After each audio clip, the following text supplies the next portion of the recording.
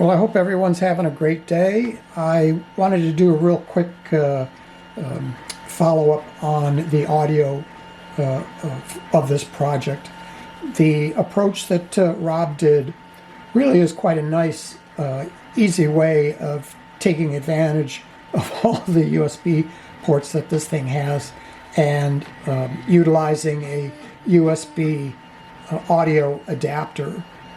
The volume on the particular one he calls out is pretty impressive for what it is, because they're really intended to drive headphones. Every one that I've seen has a headphone symbol on the 3.5 jack, and I suspect that's why when you try to drive a 8-ohm speaker, the output is not really super loud, but it's adequate when you're indoors and there's not a lot of competition. But I want this thing to be fairly capable of producing a good amount of volume outside or in a very noisy venue.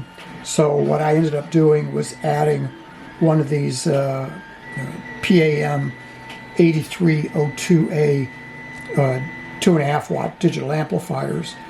This particular one was nice because it has a built-in level control that I thought was really very clean for small projects. And because I was also wanting to clean and shrink a lot of this down, the adapter is just a little bit too large when you put it in the jack. I mean, it really sticks out there. So what I did was I took one of these and mounted one of the boards. This is the board that is inside of this. I actually used a different company's board, which is even smaller, and you can see that in this photo here, and mounted it on the back side of the board and wired it in, and then placed the board itself right here, getting it basically out of the way and within the footprint of the Raspberry Pi. Just kind of, again, condensing as much of the hardware as possible, because I do know there's going to be a tight fit getting everything to fit into the prop as it is.